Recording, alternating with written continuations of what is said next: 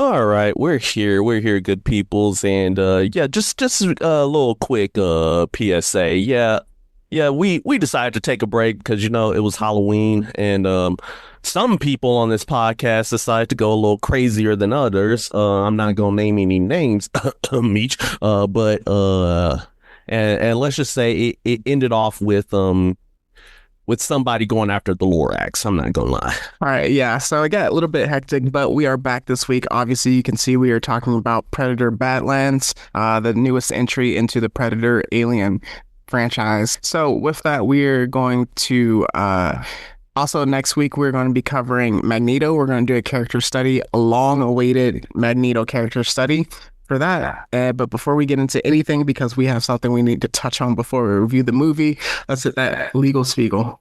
All right. The purpose of this podcast is to explore digital and print media. All sources we reference are owned by the respective company, and our thoughts and opinions are strictly our own and reflect no biases or corporate agendas. Your discretion is advised. All right, so before we jump into Predator Badlands, there was some bigger news in the world of nerddom. There was another delay that you texted me right when I just got out of Predator Badlands, which kind of ruined my day. But Meech, if you want to touch on a certain delay that occurred. All right, good peoples. So unfortunately, there was a special, a movie that, or not a movie, I'm sorry, a game that everybody has been anticipating for, a game that people have been waiting 13 years for, you know what I'm saying? And it got, and this was a game that got its trailer, the first trailer in 2023. So yeah, in case you didn't know, Grand Theft Auto 6 got delayed once again to November 19th, 2026. What? Come on, man. Come on, Rockstar. Dog, this is insane. And their reasonings this time is in order to bring you an experience you all rightfully deserve. What? Excuse me? Y'all had 13 years. 13 years to get it together, man. See, this is like my point with what was it? With the Mortal Kombat movie that we talked about, like part 2, where it was like you felt okay to it was supposed to release in October of this year, and then now they delayed it until next year. So I'm kind of like, you felt okay to drop a trailer, drop a release date. You looked at the movie, you finished the production, and you were like, yo, this is good. Let's release it now. And then all of a sudden it's like, oh no, let's push it back. So for this game, like you said, with the trailer dropping, breaking records, and they're like, was it supposed to initially come out this year before the first delay? Yep. Like end of this. It was supposed to come out the month before. Yeah, so it was supposed to come out earlier this year. Then all of a sudden it was just like, let's push it to May 2026. And then now, like, what is it, like 7-8 months out before it was supposed to release, and you're just like looking at it and you're like, you know what, we need another year to actually get it done. So to me, I'm looking at it and I'm like, hey, were you just gonna release crap and let us play crap, or were you gonna actually like create a good game? Like that's the crazy part for me, where no one's forcing you to have a release date. There isn't a time limit on it. Don't announce it if you don't have it finished and completed, because you're just going to tick us off even more. And I mean, like, everyone that's like upset about it, it's not going to stop them from playing it unless the game comes out. But it will, some people might be like, hey, I'm not going to buy it when it's $100 with like the extra DLC bonuses and stuff like that. I'm going to just wait maybe 2 more months to get it for like $59.99 or something like that. It's just like, it hurts the fan base and the credibility for you to just keep delaying it for no reason. Well, I guess there is a reason, but like, what are you really doing though if you have to keep delaying it? Well, also, I have 2 points to make. All right. Well, the first one has like actually has a little bit of a tie-in. So firstly, you know what this reminds me of? What? A certain episode we did about a certain game. a certain game day before. Because Yeah. remember, there was a bunch of delays on that, Yes. especially close to release, and we got nada. But in any case, it's What was your second point? my second point is so all right, so at the time of this recording, audiences, it is November 8th. Do you remember what was supposed to drop yesterday? No, what was? Blade. I mean, that was in purgatory from the start. And also New York Comic-Con also had announced about Avengers Secret Wars that was supposed to come out yesterday too. Yeah. Nah. Yeah, so apparently this is the year of delays, I'm not gonna lie. I mean, they get with Hollywood, they at least get the strike, quote unquote, benefit. GTA does not. They don't get any benefit of the doubt. I mean, Jesus might come back before this. We play GTA 6, so You're right. we might be cooked. Unfortunately. All right, so we will get into pre-spoiler chat for Predator Badlands. There's nothing you really need to know going in. I guess you just need to be aware of who the Weyland Nutani Corporation is. Yep. Basically, if you've seen an Alien movie franchise, you good. Yeah, just aware of what the Sims are and the main company that the Sims go for.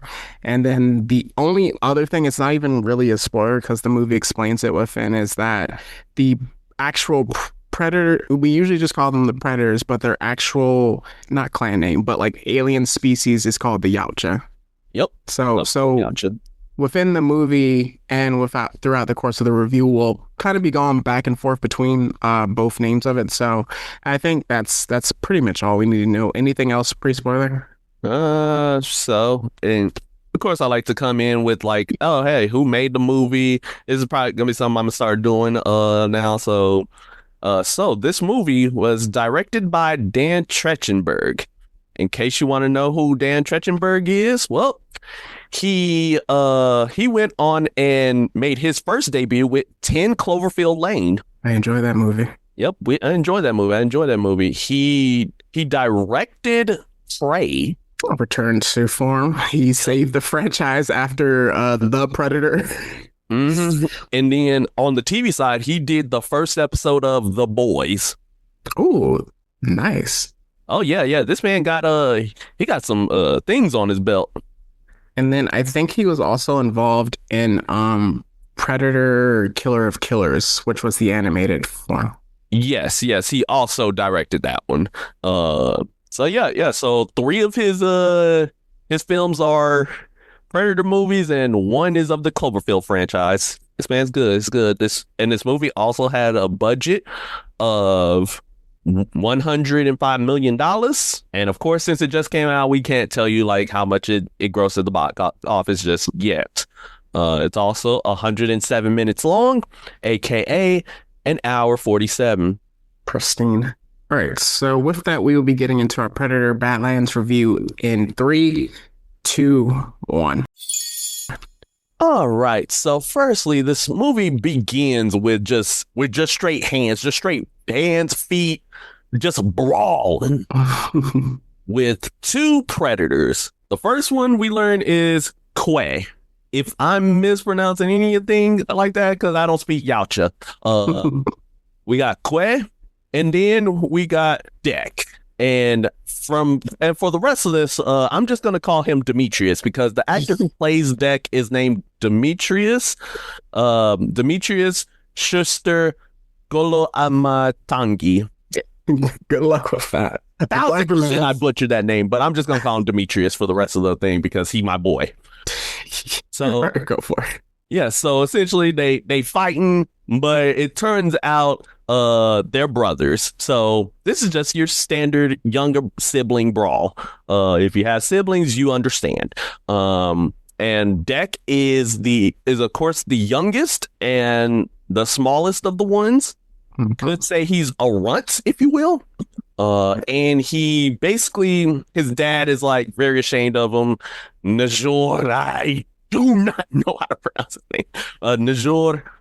And so essentially, Dek is. I never knew what the dad's name was. Yeah. That's his name. That's his name. But yeah, so Demetrius, he's going out. He's wanting to get Daddy's approval. He want to be like, hey, I want to please Father, please the clan, and he wants to go to the planet Gemma, which is apparently full of just hell on earth. It's full of just dangerous creatures, and he wants to go after the biggest one called the Kalisk, which is apparently unkillable. Yeah. So yeah, it's like, all right, and now then his daddy comes in. He's basically he's chastising Quay's like, hey, listen, you calling my boy Demetrius right now. You spoiling him. But Quay, he's like, hey, I just want to give him a good chance, give him a chance to fight. But Daddy's like, kill your brother right here, right now. Yeah, that was crazy because Quay was like, hey, Dad, I can't let you do this hunt the callus because it's unkillable. Choose something else. And then Deck was like, yo, I'm gonna do this. So then when the Pops comes, he's like, yo, Pops, I'm gonna do this. I'm gonna hunt the callus. And he's like, yo, you're supposed to kill him in his sleep. Why he's still alive? And then Quay was like, yo, let him run the fair ones with his hunt. And the dad was like, no, it was a weakling. Kill him. So yeah. Yeah, and it's like, dang. So then Quay, he developed a heart. It's like, hey, at least let our boy prove himself.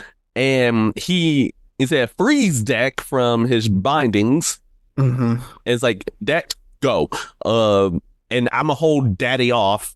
And that was the last time you ever saw Quay because packed up immediately. And it was really interesting with this scene because I didn't know from their culture that you had to like earn your cloak, which was one of the key things in kind of just like every Predator movie. Every Predator has a cloak, which they use consistently, and it's like one of their biggest advantages in the entire like franchise. So when we get into later in the movie, we'll kind of discuss how that was a good decision. So yeah, so essentially like from there, you had like Deck. He is mad, but he manages to leave in a ship. He's flying to Gemma. He's getting completely bombarded by debris, and he escapes and he lands in the forest, only to immediately be attacked by some vines. And this is an incredible scene because we see him like having all his weapons, right? All the like the tools, the bombs, the sensor that like goes on the shoulder, everything else. And they immediately take that away from him, like from the jump, just to like put him at like -1, if you will. So that was, I think, an incredible decision, and it shows immediately how dangerous every part of the planet is, because the moment he lands, it is on go. Yep, because it's like, all right, I'm starting at 100, and then it's just like many video games where like, hey, you start off like completely overpowered at like max prestige, and then they nerf you back to level 1. Yeah, just so you can have a taste of what greatness feels like. So now you have motivation to grind up. Black Myth Wukong, The Force Unleashed, God of War 2. Yes. Dang, there's actually a lot of games that are like that. That's crazy. But yeah, so all right, so now he lost all his weaponry. The vines already got it, but he escaped. Now he's going through the needle plants, and you're just like, bro, it's not even the worst part. Planet. Even I'm just like, dang, this. Nah, I'm just leaving. I'm taking somewhere else. But essentially, like, he's essentially getting bombarded left and right. He can't navigate it. Then he hears a voice that's calling to him, and it turns out it's Thea, our next main character of the movie. Thea, played by Elle Fanning, or Mary L. Fanning. I don't care. But yeah, so essentially from here, like, she's very damaged. She's trapped on the cliffside, and essentially, like, she's like, hey, I need some help. You need some help. Like, you hey, you just give me a weapon to free me, and I can let you navigate the whole field. And the and of course, Demetrius's struggles only continues Yeah, because of the fact that there's now a flying creature. that was crazy. And I like how smart the creature was. It was essentially a pterodactyl for the purpose of this conversation. And it was like just dropping rocks because that would activate the plant needles that were paralytic, that had paralytic needles, which eventually got him, but not until after he threw the weapon towards Tia. And then she managed to save him and then restored him with a antidote. And then he picks her up. She's like, "Take me with you." And we just see that she has no legs. Yeah. And so she's a synth and she's looking for her other half, Tessa. And they like essentially ran into the Calisk and bad things happened. So she was like, "Hey, let me help. Please let me go with you." And he's like, "No, the Outja hunt alone." And she's like, "But I can be helpful. I can be useful." And he's like, "A tool?" So that was funny. I really like how in this they kind of treat Deck as oh, I just had it. Drax from Guardians of the Galaxy, where he had to play so straight laced that it is kind of funny to an extent. Yeah, yeah, and unlike other like mainstream like Predator movies, I think like this is probably one of the main ones where this Predator has like a distinct personality. Yes. And it's such a distinct personality that like you can't help but to root for him. Unlike like other films where it's just treated as the monster and the thing that you want to get rid of, unless you're talking AVP, but we do not talk about AVP. We talk about the first one slightly, but not the second one. Okay. We talk about AVP. We do not talk about AVPR. But what, to your point with like how they kind of like gave him personality, I saw kind of like discussions on like the visual effects that they used for it and like how they made it also with practical effects. Like he was rarely expressive, and a lot of the times in the original Predator movies, one, you don't see their face because they're cloaked like 70% of the time, and then the other 90% of the time they have a mask on, and they don't usually take off the mask until like the very like final battle, and then it's just like rage on their face, and it's usually like the running joke of the "you're one ugly fill in the blank." But with this one, since he didn't have the mask from the start, you could see the expression, the emotions on their faces and stuff, which I thought was a good touch if you're going to make the Predator the protagonist of the movie. Absolutely. So, all right. So now that we continue moving on, the pair, the duo, if you will, they're going out. They going through razor grass, to which again I'm just like, get off this planet. And Demetrius is constantly getting cut by it. Then a massive the bone creature. I'm just gonna call it Kimimaro from Naruto. If you know, you know. So listen, I'm just gonna give all these things names based on it was called the Bone Bison. I don't care if it's called the Bone Bison. I'm calling it Kimimaro. So Kimimaro doesn't stay long for this world because essentially Demetrius goes and kills it in a very, very elaborate action based sequence, getting past his armor. but eventually, like, they end up coming across another little guy, very non-threatening, adorable for some people, and Thea names it Bud, and Bud goes and he keeps Demetrius from getting eaten by another beast in the trees. Again, what is this planet? Death. That's gonna be my recurring lines. Like, what is this planet? It's funny. I feel like this planet was more dangerous than the planet that the preservatory on Predators, that movie where they had to get hunted. Oh yeah, that one with Topher Grace. But yeah, that one is that one's bad, but it's not as bad as this. Yes, it's like, this one is awful. Yeah, this is like everything but the air is trying to kill you. That is true. How do you do that? But all right, so after this, you got a Bud who now joins the crew, and and he treats Demetrius as family, but Demetrius, he ain't about that, so he just keeps on moving without Bud. I'm like, bro, what's the matter with you? Something important at this part, but essentially spits on the Predator, and that is a way of Tia says that is a way of claiming him as one of their own clan. So that's very important towards the middle part of the movie. Absolutely. So this is basically kind of like, yeah, he's forming his own tribe, his own clan, if you will, a clan of rejects. But hey, so long while later, they make it to the lair of the Kalisk. And they also find Thea's legs. And she finally gets her legs again. But unfortunately, she contacts Weyland-Yutani, and then the Kalisk comes back, and that thing is a monster. Unit, yeah. Is a true monster among monsters. They fight, like Demetrius fights, and he realizes just why is it called unkillable. That thing has high-speed regeneration. Think Majin Buu. Think Cell. Think Zamasu. And he even cuts its head off, and then it starts reattaching its head. It's like, bro.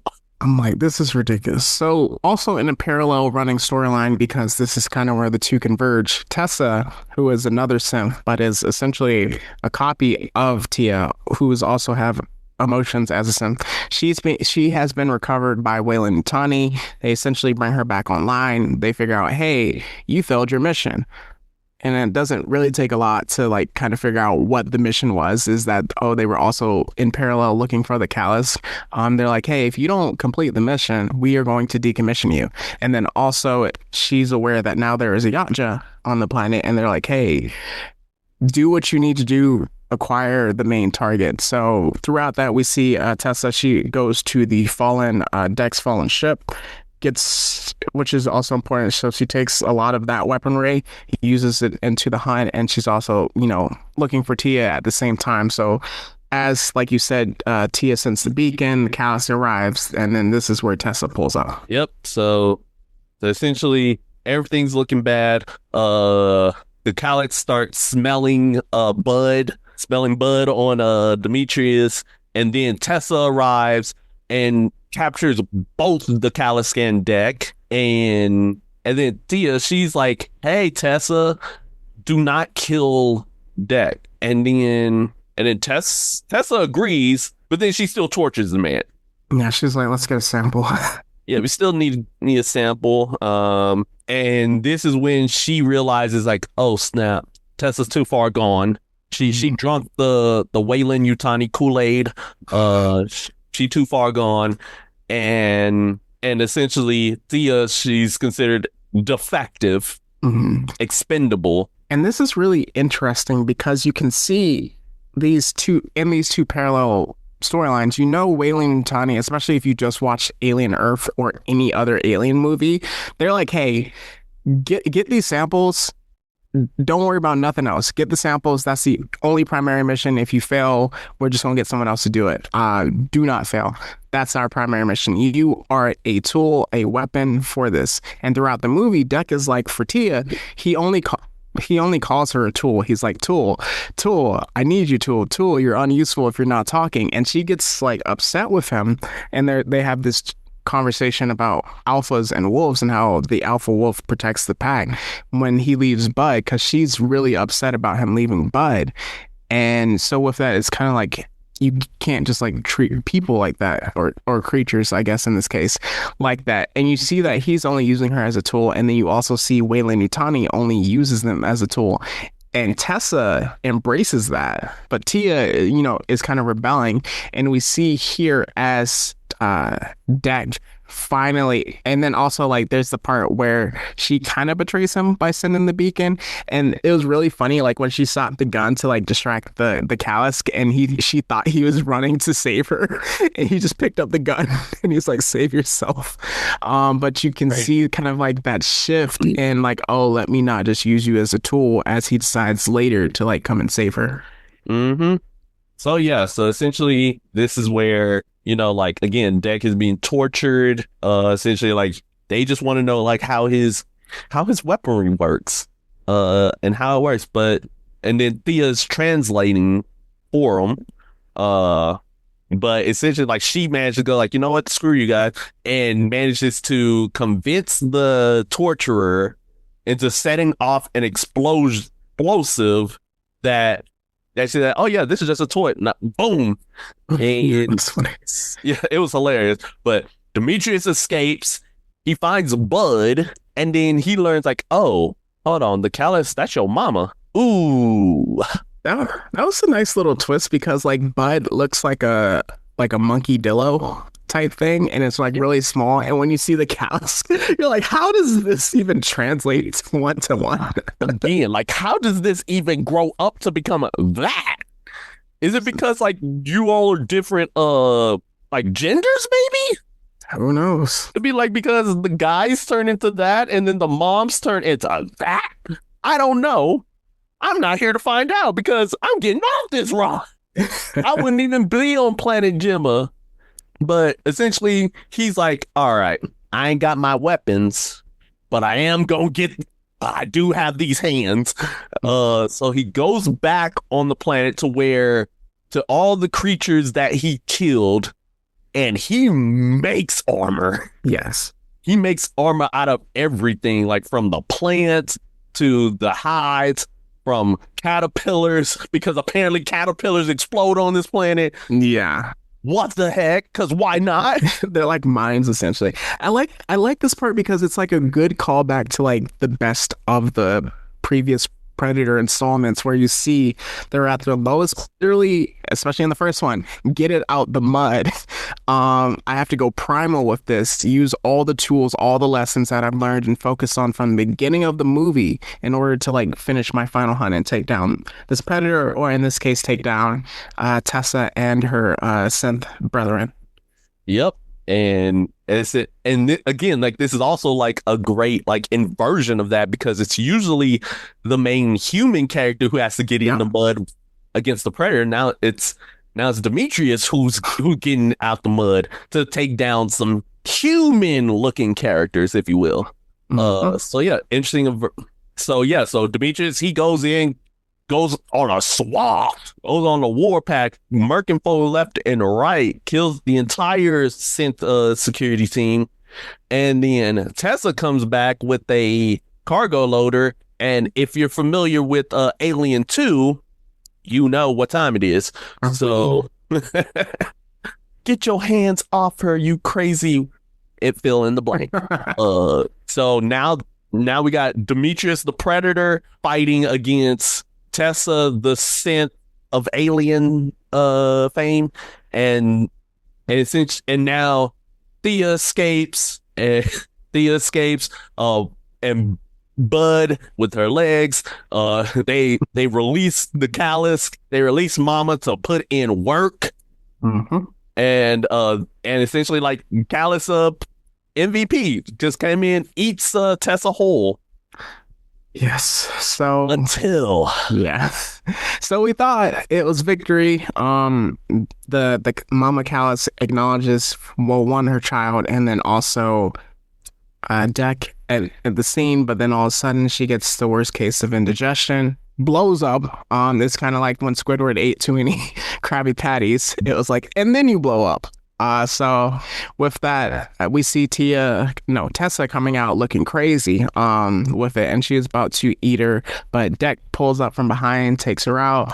Then Bud takes Tessa's head off with that. So then it's like, hey, you are now Deck of the Yacha, and Deck is like, not yet. So we go back to his home planet, Yacha Prime, pulls up on his pops. He's like, hey man, give me my cloak, I'm done playing with you. And Pops is like, you were supposed to be dead. But if I will be more than happy to oblige. And then when Deck tosses the head of Tessa, obviously the dad doesn't know what it is, so he's like, what is this crap? Handle my lightweight to 2 guards. Deck immediately takes them out. Then Pops is like, okay, maybe the right son survived, but I'm gonna take you out now. So they have their fight again. What we talked about with the cloaking, Pops pulls out the cloak, but Deck, who has like, good survival sense, he uses the his engine from a ship, kicks up a lot of dust, so now you can kind of see his Pops within it. Takes his Pops out in a similar manner to how he took out his how his brother got taken out. Like he catches his hand with kind of like the makeshift claws that he has, cuts his arm off, and then he's like, Pops is like, "Hey, good job, boy. You can join the clan now." Yeah, you all grown up now. Yeah, you got that dog in you. Nah, I'm my own clan now. So he doesn't cut his head off. He like does something to him, and then Bud, who is grown now, well, partially grown, comes and eats his head. And then with that, we think it's over. Well, he takes his Pop's cloak, so now he's like officially a fully formed Yautja. And then it has like a really quick like break of like, oh, the movie's over, but then comes back, and then we see another huge warship, and Tia's like, "Hey, is that like friends of yours, or is that more for your Pops?" And it's like, "Nah, that's my mom." In the movie. Dang it, that's my mama. So you already know mom is like, not playing, especially if she wasn't living with Pops. And also like, is it me or was her ship bigger? It was much bigger. Like that shit was bigger. She Mamas must got the. I don't think we've ever seen a woman predator before. We haven't. That's the thing. So that'd be interesting. So yeah, that was essentially the review. One thing that I was a bit surprised about, but I'm actually kind of happy that they didn't do it. I thought they would tease like an alien predator crossover. I mean, the only thing they had was just like the Weyland Yutani thing, but I mean, it was just like a showing that this exists within the universe, but they didn't really like converge with it. But I think I appreciated how contained it was for it, because I feel like sometimes when you try to set up another movie, it hurts your own movie if it's too focused that way. And this was really about Deck's story of becoming his own Yautja. Oh yeah, absolutely. Again, this is like your standard hero's journey, if you will, like journey of discovery. And this is like definitely like one of those cases where I think like it really sells the job well. And I really think like it's a case where you can really find yourself rooting for the Yautja, just as much as you would like a regular person. Because again, he basically is the main character. Yeah. Well, yeah, I really like this one, and really like to see. Yeah, it was definitely a bold choice. Because when I first saw it, I was like, can you really do this? Something that we've talked about is like, since we both like horror movies, something we've talked about is like once you humanize like the main monster or whatever, you kind of in some cases make it less scary. But what they did here was like, hey, this is a creature that is existing within a culture of different beings. Some beings you can see, like the Pops, is more evil or ruthless than the others, and this is just another example. Even like in the first Alien versus Predator movie, where it's like the Predators did kill some humans, like if they were messing around, but ultimately, like the final Predator, when he went up and he teamed up with the main girl in the movie against the giant alien, is like, we will acknowledge you as a great warrior. And we've seen that throughout all of the Predator movies, is like they will acknowledge you if you are like strong enough to like handle them or can like give them a good hunt. So yeah, and like even like showing the face the entire movie, it's like, oh, because like one thing that I was kind of concerned about, like if you make a future Predator movie, are they now as scary as originally they've been in the past? I honestly think you can still make them scary, especially like even with this movie, you know, with having the main character be a predator, right? It's all goes back to like intent. And like the malicious intent, like you can have a predator actually be. Like you can make a predator be a whole monster. Yes. And be like the worst thing on the planet. Look at Prey. Look at Predators 1 and 2 for main inspirations. And what they kind of try to do with the Predator. Kind of failed. Yes. But But really, if you, yeah, you can do it. But I do think like we're slowly getting to a point where like the Predator has been around so much and it's like kind of ingrained into like pop culture media that it's starting to become an icon in of itself. Like the likes of like Jason, Freddy, Michael, like you don't really go in rooting for the main people. You came in just to see how these main villains gets to doing what they do best. That's a good point. Yeah. So we might be at that point. Well, yeah, I mean, it's been around about 40 years or so. So, and then we also see something with that, kind of like with the humanization part of it, the nature versus nurture aspect of it. We touched on like the Sims being tools and stuff like that with Tessa and Tia, but we see Deck, he's like, yo, Yautja hunt alone. I mean, we see that in almost every movie except for AVP and then Predators, kind of. We just see a single predator and that's all that's needed to carry the movie with this. And we see like with the culture of like, hey, if you, I forgot what the pop said to the brother, but it was essentially forgiving weakness is the same as weakness itself, and that needs to be cold. And we see how cruel that is. So for Deck to get to the point where he's now making a pack with Callus, which he was sent to hunt, which is crazy because we almost never see the predators like change what they're hunting. Again, because we don't really know them, and then to the fact that like embracing Tia as one of his own clan as well is crazy. Mm-hmm. Yep, I definitely agree. Definitely agreed there. No words spoken for this one. All right. So, future of the franchise? Honestly, I think there's a couple ways this can go. Like again, like there's this teaser of the mother, and honestly, there's a bunch of teasers that have been teased in like each Predator movie that has not been followed up on. I'm still thinking about the Predator armor in was it The Predator? I don't think we will ever see that again. I think that is not canon now. Like there's that. There's again, like there's this whole thing with the mothership, and of course with this growing connection with the Weyland-Yutani. And seeing like more of the alien lore get pushed in. Mm-hmm. There's two ways this can go. This is either can like lead to more Predator films with like again featuring Deck and the mother. Like he could be potentially our new protagonist, if you will, or we potentially get another AVP.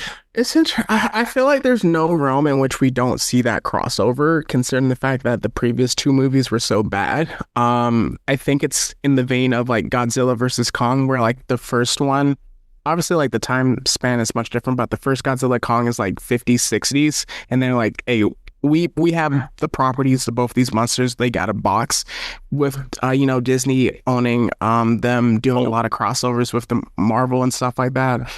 Oh, they definitely at some point. It's just interesting because I think there's going to be another season of Alien Earth, which is a prequel to all the other Alien movies. And then I can't remember where AVP takes place in the time lore of it. I can't remember where it is. I think AVP takes place because if it's modern day, then Alien Earth can do the crop, but I don't know when. I think AVP is supposed to take place before all of that. So it's possible because we know, and then obviously there's the comics that you can also pull from, but I feel like they would definitely have it. And if we were to have Deck as like kind of the lead, and maybe, we have Deck as the lead, and maybe he's gone up against the hybrids and the aliens, because we saw that they were kind of the xenomorphs, because they were kind of teaming up. But I just, again, don't know the time frame and stuff. Yeah, that's true. I mean, hey, even if it doesn't like line up timeline wise, you could still like have it be like, because of the fact that the xenomorphs and the hybrids are kind of universal, if you will, like. And also like the time travel of it, of like intergalactic travel, you can always just be like, yo, this time took this and this is how it transferred and stuff like that. So who knows? Yeah, exactly. We go anyway. But as long as they're smart with it, I just don't put it together just to put it together. That's kind of my thing. Agreed. All right, so let's get into awards. All right. So for my first award, I have Teamwork Makes the Dream Work. This is going to Deck and his clan. Obviously, them working together to not only free Tia initially, but Tia and her lower half, which was crazy just seeing like legs fight and actually defeat other simps. Which we kind of got to talk about the other simps and how useless they were. But we all know they were just like, stormtrooper fodder. Yep. But essentially, like them working together, getting to free the Callus teaming up to defeat, kind of another throwback to, like you mentioned, aliens with that. So teamwork makes the dream work. All right. And then for my first award, I'm actually gonna do a reverse of one we all have. It's called Take Me There Never. And this, in case you did not know, this goes to locations that I will never go in my entire life. And if you force me there, I will just end it all because I will not. This goes to Planet Gemma because what the heck? Yeah, it's unlovable. That is more inhospitable than Planet Vampa in Dragon Ball Super Broly. Like, you have to be like literally built different in order to live there. Yeah. Nah, I'm good. All right, for my second and for my final award, I have The Humbling, and this goes to the Papa Yacha, coming up at the beginning, throwing all that shade he did at Deck, wanting to take him out, calling him a runt, calling him like the disgrace of the clan, also killing the brother. To not only have that, but then have him pull up on you later in the movie, defeat you, and then take your cloak. Incredible. So I got to give The Humbling to him because he absolutely got wrecked at the end of the movie. Yes. And then for my last award, it's also a new award. It's called Getting It Out the Mud, which is when a character is again at their lowest point and they use whatever is around them to go and get the dub, especially against those who are technologically or have more resources than them. And they still managed to get the dub. Oh yeah, you getting it out the mud on this one. Come on here, Deck, Demetrius. You deserve this because there should be like no reasonable way for you to like use the resources of the planet that you were on to be able to take out your papa. But with all of his resources, but you did because you able to get it out the mud because you showed that you got that grit, you got that dog in you. Yes. All right, so for that, now that we wrapped up awards, let's get into the tiers of the movie. All right, so my tiers, it has a very interesting theme, if you will. So for the F tier, I call it AVPR. For my D tier, I call it The Predator. For my C tier, I go AVP. For B tier, I give Prey. A tier, Predator 2. And then S of the S tier, top of the top, Predator 1. Demetrius, what are you giving this movie? I'm gonna give it the B tier, the Predator 2. It was definitely a solid movie. It was fun. I had a good time. It's just not Prey, and it's just not Predator 1. But I would definitely want to see it again. Definitely want to see more of it. So definitely give it a B tier. Yeah, I definitely would give it a B tier as well. Like, this is it's a good story, and again, it's a good follow up to Prey. Like you can tell like a good upward trajectory that they're going on, or at least maintaining the same level of quality and consistency. Yes. But yeah, kind of like you, I don't consider this better than Prey, and or at least on the outset, I don't consider it better than Prey, but it darn sure is not better than Predator 1 or 2 in my opinion. But it's definitely in the upper echelon. It's not in the land of Predators, AVPR, or The Predator. So it is nowhere near those categories. It was a fun sci-fi flick. So, yeah. Exactly. Which is what you need, yeah. A good coming of age story. All right, so with that, we are going to transition quickly into the What's Hot. We know that we missed last week, so more things have dropped, more things have released. I will go quickly because I only have two main things that I might forget. In the world of gaming, something that I was supposed to mention 2 weeks ago, but I forgot the name of it. Dispatch is a game made by Critical Role. Well, in conjunction of Critical Role, from the people that made the Telltale series with that, has been going stupid. A lot of gamers are playing it, dropping their playthroughs of it. So that is something that has been handled incredibly well. And Count your days, Shroud. Count your days. so yes, I am watching part 6 of it. One of a streamer doing it now. I know next week should be the final where they drop episode 7 and 8. So that's going to be interesting. And then in terms of movies, something that I saw, Kill Bill, The Whole Bloody Affair, will be released in theaters December 5th as the whole thing, volume 1 and volume 2 together with some minor adjustments and changes. Honestly, I'll say with that, I hope they have intermission. I 100%, because I think it like totals to like 4 hours. So I'm definitely, you either have to intermission it or you just have to like remember a part that you know from heart and then leave from there. True. So yeah. So what you got? All right, so realm of anime, of course, again, Gachi Akuda, One Piece is actually about to go on break again. Till April, right? Yep. It's about to go on break. Again, we also have, My Hero going dummy. Watch today's episode. We also have Spy Family getting back to its wholesome days after the flashback of trauma. But we're back in the glory days, so we're good. And then moving on to like comic books, right? These are like comics I'm going to recommend, especially in the nature of this episode. You have Wolverine versus Predator. You have Black Panther versus Predator. And you have Spider-Man versus the Predator. Honestly, out of the three, I actually enjoyed Spider-Man's the most. Really?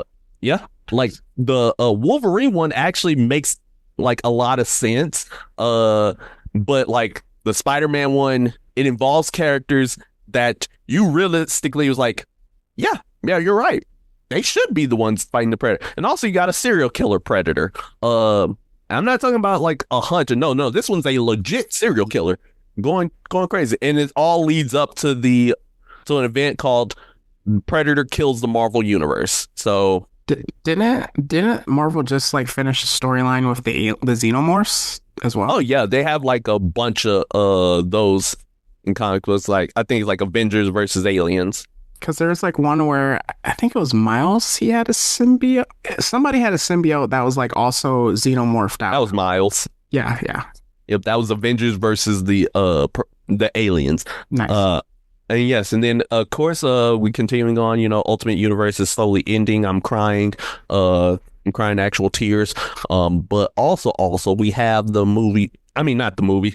The absolute Batman. I'm gonna need you to get out of Gotham. I'm not even gonna lie to you, because like they just released more like art of the absolute Joker. Really? Nah, I'm getting Bruce, please, for all that is good in this world, you need to leave Gotham. I gotta see this. Oh yes, we're about to get his reaction in real time. What? What is this? Hell. That's worse than the first one. Hell, that's where we are. Darkseid despises Batman. No, I'm not doing it. Gotham is on their own. Yeah, absolute Gotham. I'm like, hold on, where's Superman at? Help. Wonder Woman, help me. There is no Justice League. Actually, there is a Justice League. They're villains. And it's led by Joker. Help. Oh no. So yeah, and this Joker is controlling Bane. Yes, he's controlling the 1,000-foot abomination that is Bane. He has Bane on his payroll. And yet we got the Joker of Hell. No, get out. But yeah, continuing on from there, we also have in the realm of TV series, Star Wars Visions came out for season 3. And some of these episodes absolutely beautiful. Like you got the third follow-up from the much beloved The Duel, which is, or with the Ronin. That's a good one. Yeah, yes. No, all black and white or monochromatic except for the lightsaber colors. Mm, Mhm. mm, it's amazing. It's amazing. It's amazing. And yeah, if you want to see more Alien v Predator franchises, watch Alien Earth. So we got that in there with you. Again, The Love Is Blind is finally over with. So all right, so we're free people. We are finally free. But speaking of people who are not free, welcome to Darius. I gotta catch up. I gotta start it. I heard it's good. You gotta start, sir. It's only been 2 episodes as of now, so Sir. You need to hop on that. You need to hop on that as soon as you get off this call. I'm gonna watch it. Because, sir, I heard it goes crazy. first episode goes crazy enough, and then it keeps going. At this point, I'm trying. I'm like, how in the world? Listen. And this is not a spoiler because it hasn't happened yet. But in the end credits, it shows Pennywise with a blick taking somebody out. I'm like, when is this happening? When did he have tools? I'm scared. I'm here for it. Yes, and then of course, as you know, and of course we mentioned everything in the realm of video gaming with the delay, and delay and dispatch going absolutely stupid. Yes, as of this time, I think it's 5 days or so until the last 2 episodes drop. So I think, when this episode releases, the final episode of Dispatch will be out. Yes, so, but again, as I said, count your days, Shroud, because just know 100% of players are going to kill you. Absolutely. That's all I'm saying about that. So that's all I got. All right, and then just quickly for, again, movies, Zootopia 2's coming out soon, Wicked for Good, and then The Running Man comes out this week, which I'm super excited for to watch. And then another teaser that we would have covered last week, but we were off, Godzilla Minus Zero. Yes! Teaser released. Yes! I'm excited. I'm ready. I had a talk with B-Dog the other day, and we were both like, yes, it's time. Just for the love of God, please don't let anything bad happen to Noriko. Please focus on different people. I do not care. Just leave them alone. Well, I'm scared because Godzilla had like instant regeneration after he like blew up and like disintegrated. So I don't know if he's resting or if it's going to be like an immediate comeback to like the same people. But man, that was one of the best Godzilla movies I've ever watched. Also, do you hear speculation as to like what's going on with at least when it comes to the title? No, not title wise. So what? So essentially, like it's going like from minus 1 to -0, and theoretically a third one would be Godzilla 1, right? And people are speculating that like, okay, it's gonna mirror Godzilla's trajectory, or at least alignment, from evil in -1 to perhaps neutral in -0 to being kind of the protector in Godzilla 1.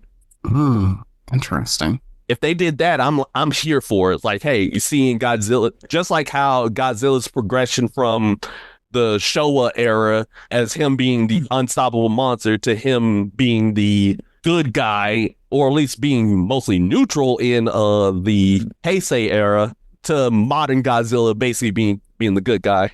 It's really interesting you say that, because the 3 best Godzillas, in my opinion, you can rank the order however, are first Godzilla movie ever created, Godzilla -1, and Shin Godzilla. In all 3 of those movies, Godzilla is straight up the villain of the movie, but he's also a representation of like a bigger kind of, he's like a metaphor. Yeah, he's like a metaphor. Now, don't get me wrong, I love all the movies where he fights big monsters. But with that, it just takes on a different tone, and all those other movies are like generational Godzilla movies. So I wonder if they go that route, especially with the emphasis on the humans in like the first one, how do they get to that point in the last one where it's like Godzilla's a protector while still keeping the quality story-wise of the first one? That's a good question. It could be a case where like, hey, maybe unfortunately they do still follow like the same family, And as like, and then like each movies, you kind of start seeing like maybe their opinions on Godzilla change over time, or like you see Godzilla doing acts like, of course, like him facing off against, because they can't be just like a Godzilla sequel where he's just the antagonist, because then it's just a rehash of -1. Yeah. So more than likely, it's gonna be a case where he's gonna be fighting something. And maybe it's in the him fighting something, hopefully not be Biollante made out of Norco. It could still be Biollante made out of someone else, but not her. But it could be a case where like each movie's like him fighting something, and that something is the bigger threat out of the two of them. It's like, oh snap, we gonna need Godzilla's help to take that out, and then deal with Godzilla later. Could be a story of forgiveness also built in there, but I mean, the first one had a story of like self-forgiveness built into it to an extent. Hey, if it's the same people, let them cook. I'm gonna watch it either way. I'm gonna be in that theater. Don't get me wrong. I'm gonna watch it either way. Show right. Say we just speculating at this point. They could legit be doing it in taking it a whole different direction. Godzilla could be fighting a giant cockroach, and I'd watch it. Godzilla could be fighting just a giant human, and I wouldn't care. What's his name? Ultraman? Jet Jaguar? Jet Jaguar? Man, hey, bring Jet Jaguar into this. Oh wait, that'd be a case of him still being the evil of the two. But at least it's slightly different. But yeah, I'm excited either way. And unlike some properties that we talked about at the top of the show, they haven't given a release date. So they have not. So smart. Release it when they release it, and we'll be there when it's time. Exactly. All right, so let's get into our plugs and get up out of here. All right, so for our Instagram, X formerly known as Twitter, and Threads, we're under Blerdizens22. Like, comment, subscribe, stay up to date to all notifications and our release schedule. We also have our Discord linked in the Instagram page, filled with pure degeneracy. We have our YouTube and our Patreon under Blerd City Pod. Donate some extra cheddar. You get access to very exclusive episodes not before seen. We also have our email address, blerdcity22@gmail.com. If you want to send like your thoughts on Predator Badlands, like episode suggestions, and even like you want to collab, go ahead and send the email to us below. But if you're trying to spam us with anything, it's getting sent to the death box, and the death box is where all things go, only to get atomic breath by Godzilla. And then also we have merch again. After some major fan demand, we have merch once again, our Blerd City apparel, and it's also in our Instagram. So go ahead, copy some merch. You know what it is. And finally, I am the Jedi born on Mustafar on Instagram and TikTok. However long we got TikTok left before it goes full American. What you got? All right, for my individual author pages, we have my Instagram, that is Mitri_Dash, so METRI_DASH, and for my X/Twitter, that is at the Mad-16. And if you're interested in my book, Phantom Reckoning, that is available on Amazon, Barnes & Noble, and Kindle. All right, so with quick housekeeping, next week again, we will be going into our X-Men bag, talking about a character study of Magneto, breaking down his past, motivations, and potential future of the character. So with that, we will leave you some words of encouragement. Here's my words of encouragement. All right. So just know, like, hey, even though others may not believe in you, you just gotta believe in yourself, gang. If you want to be out here and wanting to prove the haters wrong, make sure you have that grit, have that dog in you, and you can overcome any environment unless it's Planet Genna. Sometimes it's not the clan that you're born into, but the clan that you find. That is the most important and helps you fully grow and develop as a person. So with that, we'll say it's not goodbye forever. It's just goodbye for now. And that's the Blerd City Podcast. See ya later.